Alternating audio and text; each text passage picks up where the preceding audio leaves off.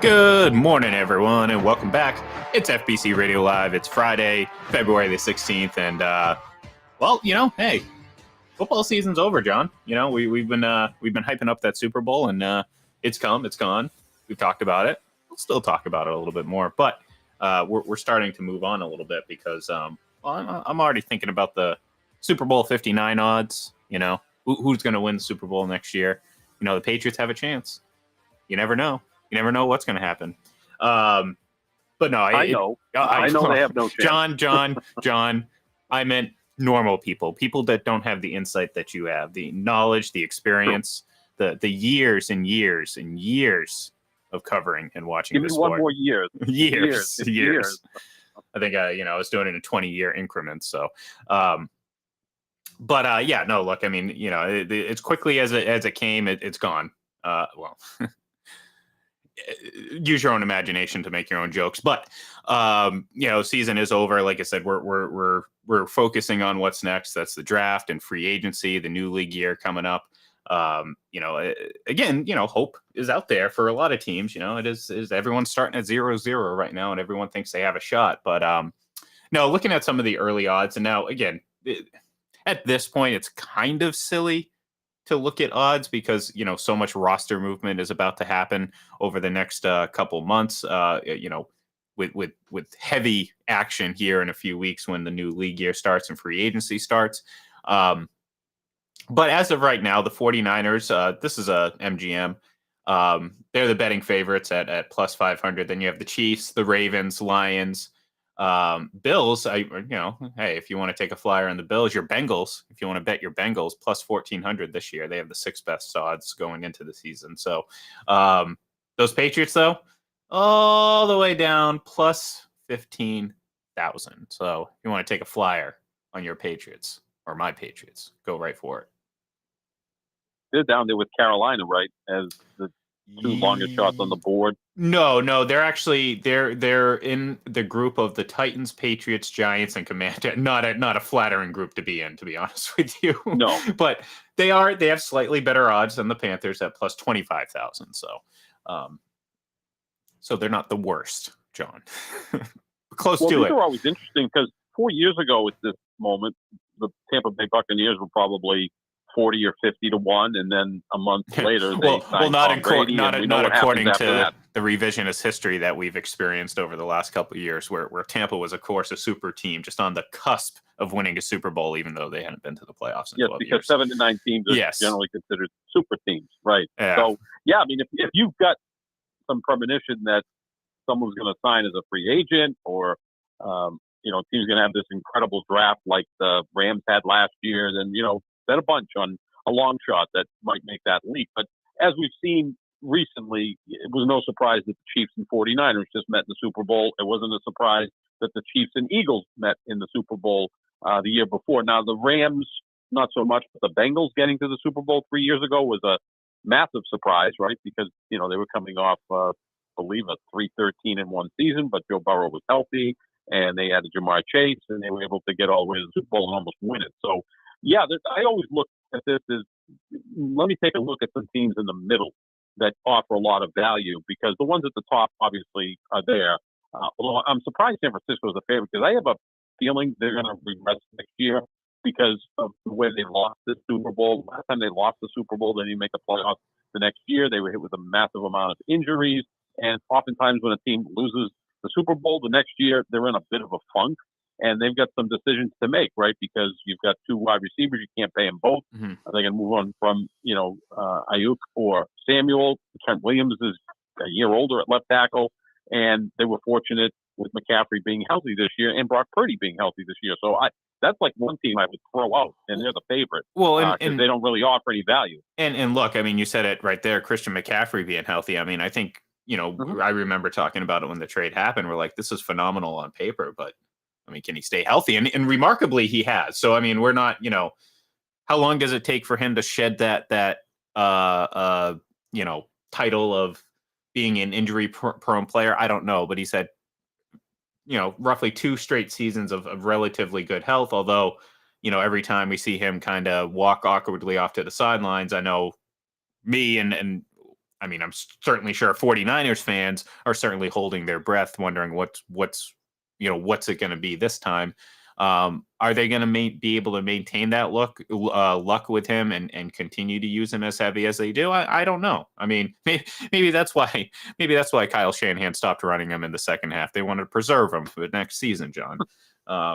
There's always a reason to the madness. You never know. But talking about that meaty middle there, if you want some decent odds or maybe some long shots, the Browns are at plus 5,000, which is interesting. I mean, obviously, it's a lot of uncertainty with the quarterback. I mean, what's Deshaun Watson going to be next year? Is this team, what are they going to, how are they going to respond to what they went through last year? Or, are they going to, take a step back with Deshaun Watson? I don't know. But, plus 5,000, same odds as the Falcons, Sean. Yeah. The only reason that might be at that point is because the AFC is considered deeper. The NFC North was the best division last year. You make a case the NFC South was the worst division. So probably a better chance the Falcons win the South than the Browns win the North, right? Because the Browns are going to have to go through Baltimore and Cincinnati. The Falcons, might be the favorites to win the division if they can find a quarterback. So that probably weighs into it. But yeah, the Browns offer some value.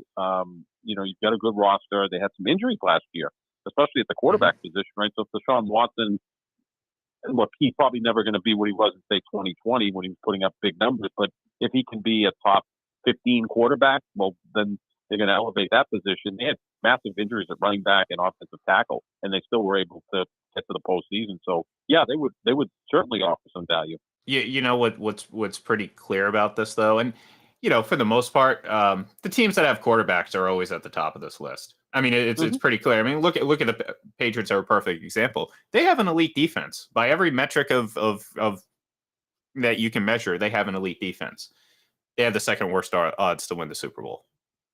And we know this isn't scientific. This ultimately means nothing. But odds makers have a good idea of what they're talking about in terms of these probabilities and stuff like that. So I think it's okay to look at it this way. And like I said, you're just looking at the list and who's at the top, who's at the bottom. It's very clear. The teams at the top have quarterbacks. I mean, you look at it, you got Brock Purdy, Patrick Mahomes, Lamar Jackson, Jared Goff. Now, again, this doesn't mean these are all-time elite quarterbacks, all of them, but they're capable enough relative to the competition, John. And this all goes back to this conversation we've been having over and over again. It's about, how deep is this league really? Well, yeah, I mean, you can, there's, by virtue of well, it's going to there's going to be 6 top quarterbacks in this league every single season, John.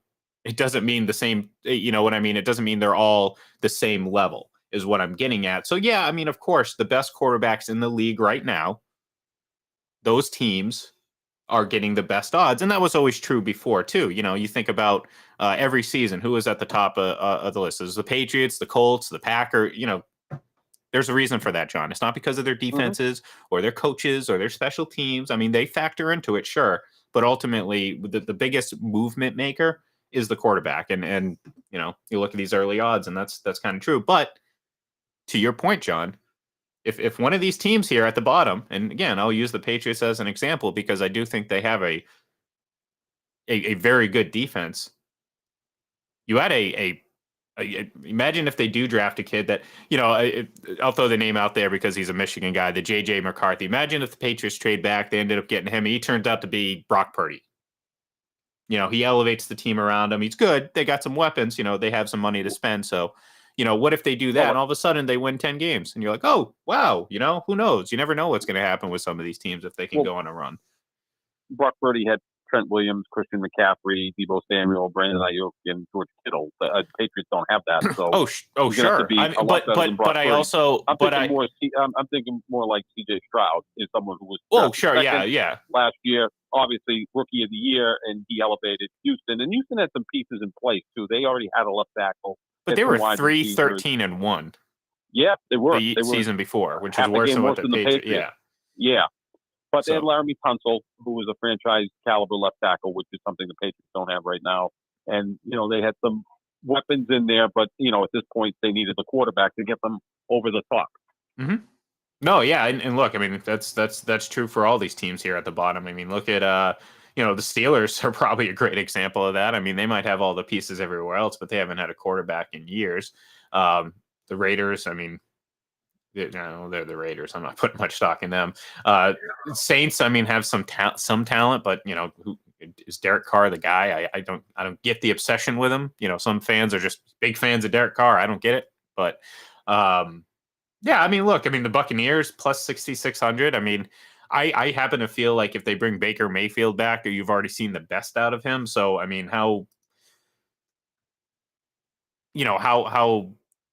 big of a chance do they have to swing their odds? I mean, I feel like they're a team that, they have some really nice pieces, but Mike Evans is getting older. Is he going to be back?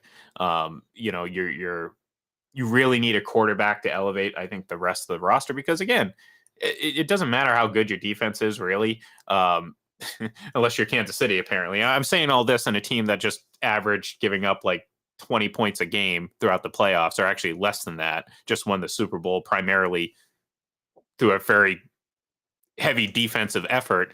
I'm sitting here knocking defenses, but the reality of it is they don't get to where they are without Patrick Mahomes. And it's not, and we talked about this on Monday. It's not about necessarily the totality of the stat line. It's about when and how you elevate in these moments. And obviously, we know he does it just like Brady did, just like some of these other great quarterbacks have done. It helps that the defense is really good, yes. But I mean, look, John, we know this league is driven by quarterbacks. The odds say it. The teams in the Super Bowl say it. And I know you kind of, you're kind of lukewarm on Brock Purdy, and I'm still giving him the benefit of the doubt because, like, again, I think we very, very easily just dismiss players' contributions because of the talent around them, depending on how it suits what we're talking about. And I'm not saying you do it, but we see it in the national media. Brock Purdy's carried by his weapons, but Patrick Mahomes is the greatest quarterback of all time. I think the truth lies somewhere in the middle for both of them. But the point is, weapons are great. They certainly help. But the quarterback still has to make the decisions. They still have to read the defense. And you can have, I mean, ask some of these star receivers that have had bad quarterbacks, John. I'm sure they can tell you that it's not just about those receivers and the weapons around them. It's about the quarterback making the decisions and getting the ball to him. Yeah, I mean, exactly. Look, Andre Johnson's going to the Hall of Fame. Yeah. And I think deservedly so. Did he really have the opportunity to play with a great quarterback? No, it was like Matt Schaub or Brian Hoyer or whoever. He still was able to get to the Hall of Fame. Calvin Johnson made it to the Hall of Fame, but at least he had Matt Stafford, who I'm probably higher on Matt Stafford than you are. To that point, I think one of the best values out there for the Super Bowl 59 is the Rams, which as of last week, they were, I believe, 35-1. I don't know what they are on your current odds, but if I was to make a middling wager, it would be on the LA Rams. I think they have a real opportunity first to win their division, which sets them up to play a home game, and maybe they get a bye if they have the best record in the NFC, which I think they could. They were 35-1 last week, and we had this discussion a week ago. I can make the case that the Rams have the best quarterback coach combination in the NFC with Matt Stafford and Sean McVay. Look, they won a Super Bowl together. That's more than you can say about anybody that's quarterback with Kyle Shanahan. Mike McCarthy won a Super Bowl 14 years ago with Aaron Rodgers. Right. But no, I think it's. I think McVay won 3 years ago. I think they were a phenomenal value at 35-1, and they were 10-7 last year. Were one of the best, if not the best team in the NFC the final 2 months, and they lost by 1 point at Detroit in the wild card game. I think they're really good, and now they can kind of focus on rebuilding that defense. Their offense looks really, really good. Now they can spend some capital on defense, whether it's through free agency or the draft, and they draft well. They really do. Go from there and see what they offer, because I do think San Francisco is going to take a step back. It's normal for the Super Bowl losing team, especially losing in overtime, to go ahead and do that. Right. And look, I mean, looking across the NFC, I mean, closest competition. I mean, you look at, this kind of also kind of speaks to where the NFC is, and I'm not knocking Matt Stafford and Sean McVay, but the competition is pretty bleak outside of that. And I think we talked about it the other day. I mean, their biggest competition might come from Jordan Love and Matt LaFleur, depending on how they Sure. gel in season 2. And I think this is a crucial year because we've seen a lot of young quarterbacks come in and have some early success, and Mac Jones, I mean, not to the level of Jordan Love, but same point. You come in, you have a lot of success your first season starting, and there's a lot of good vibes, but you come in and you take a step back in year 2, and then things can kind of get out of control quickly. But the Packers come out, have another really solid season, and Jordan Love, he just threw 30 touchdowns, John. Like, he comes out, throws another 30 touchdowns. They win some more games. Maybe they win the division or push the Lions for that division title. And all of a sudden, you might be talking about the Packers as in no time they're going to have the best combo coach quarterback. Because the thing you do worry about McVay and Stafford is the age, because Stafford's getting up there. He's 34, right? Or 35? I think he's even older. He was drafted in 2009. He's probably closer to 36. I mean, I think he's essentially McVay's age. Yeah. McVay is so young. No longer the youngest. They're my contemporaries, John. They're my age. That's right. Those are your guys. Yeah, those are my guys. Why not? So. You look a little like McVay. That's okay. A little Burrow, a little McVay. Nothing wrong with that. Yeah, if only I could get a little bit of their paycheck, then I'd be all right. So, yeah, they're both doing quite well. But yeah. The thing I like about Stafford, he's tough. He'll play through injuries. He always has. But he does. But he doesn't get extra points for that, though. Which it's nice. Like, you want a guy that's tough, no doubt about it. But we've been talking about Matt Stafford's toughness for 15 years. You know what I mean? It's like, okay, I get that he's tough, but like, the fact that you have to say he's tough means he also gets injured a lot, and injured to the point where it's noticeable. Like, it affects his play, right? Yeah. And I think the reason he didn't get as banged up last year is the offensive line was better. They spent draft capital on that and really buttoned up that area so that he was better protected. The year before, he had a fractured back, which, I don't care how tough you are, you're not playing through that thing. No. But I just think that the Packers are going to be kind of the sexy pick because they finished 9-8. They're the Packers. They have a massive national following. Jordan Love looked really good. Matt LaFleur is a good coach. They're always a major story, and now they've changed defensive coordinators, which can only help. Yeah, I mean, they're very slow at doing that. They tend to keep the defensive coordinator for a year or two too long, and then finally they go in a different direction. Jeff Heffley, who left BC to become the defensive coordinator, is considered a really good defensive coach. So you would think with 8 first-round picks that they have on that side of the ball that they should be better. A.J. Dillon, if he's healthy, gives them another back. So, yeah, they're going to be the trendy pick. They're almost like Detroit was a year ago. Remember, Detroit a year ago was 9-8, and everyone was like, well, they won 8 out of their final 10. They're going to win the division, which they did, and they're going to be a Super Bowl contender, which they were. So, the North is going to be interesting with those two teams. The good thing for Green Bay, I think their quarterback has a much higher ceiling. Like, this isn't a knock on Jared Goff. Like, he's obviously a very good quarterback, but I think I don't think we're expecting Jared Goff to at any point elevate his game beyond what we've already seen. Right, he is what he is. Yeah, and I think we understood that going into this past season too. It's not just based on what we saw this year, but we're like, he's a very good quarterback, and he's a guy who'll stick around. He's an Alex Smith guy. I mean, not in the sense that they play the same way, but that's what he is. He's a very good quarterback. Or Matt Ryan, I think he's at that level. Yeah, but I mean, I picked for the Alex Smith thing. I think just because. Obviously, I don't think they stood up to that number 1 draft position in terms of, and a very kind of similar, just a not a bad career, but just a very solid career, good football. Really came on later. Jared Goff, Alex Smith, both of them struggled early.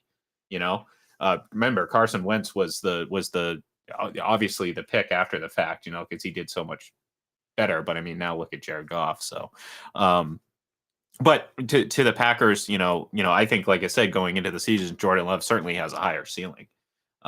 Which again, look at how he grew within his first year. Yeah, right. And and the thing that I like about it is that it was an uneven season, and I know that sounds kind of counterproductive, but by that I mean he started strong. And then they kind of hit that little bit of a lull where you're thinking, oh, well, okay, here it is. He's kind of hit a wall. But then they kind of re-energized themselves and retooled, and he was Hmm. great down the stretch. And I think honestly, for a young quarterback, that says a lot about his mental makeup because he was able to not only handle some early success, but also some inevitable downplay, which some quarterbacks just can't handle it, John. You get out there, you have early success, and then when things don't go right or start to maybe even out for you a little bit, it gets in your head and things snowball from there. Um, yeah. Well, Kyle says, my take, Love didn't actually start strong. They just played the Bears in week one. And that's a fair take. I mean, that's a fair take, but that's a discussion that if you wanna downplay what Aaron Rodgers did, we could do that too, because Bears and Lions, not so much the Lions of this year, but he had a lot of highlights against those two teams, John. So I'd say there's a lot of Packers success in general against the Bears. Well, yeah, I think when you look at it too, that treat a season like a game, and Jordan Love may have struggled in the second and third quarters, but then when was the fourth quarter, the final 4 games, final 5 games of the regular season, he really shined and made the case he was the best quarterback in football down the stretch. He had a stretch where he had 20 touchdowns and 200 touchdowns.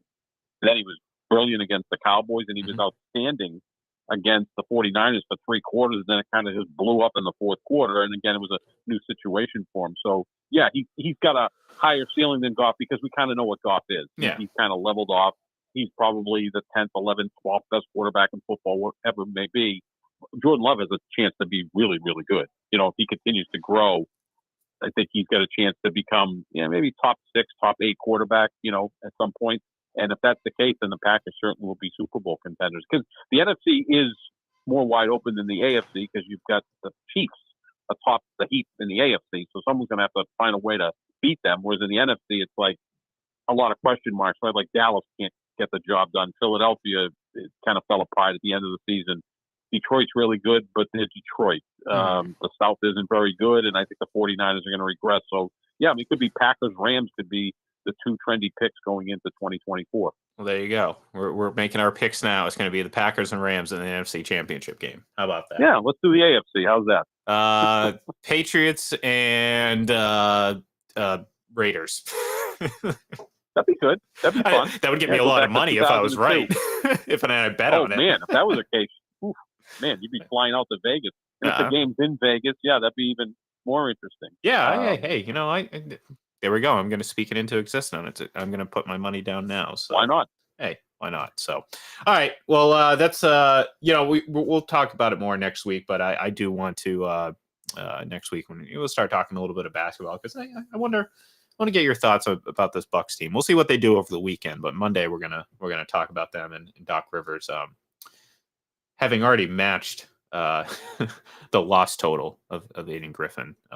And far fewer games. So that's fascinating to keep an eye on. So anyways, that's for another day, John. We're going to have to say goodbye for now. So goodbye, and we will talk to you on Monday. So have a great weekend and take care.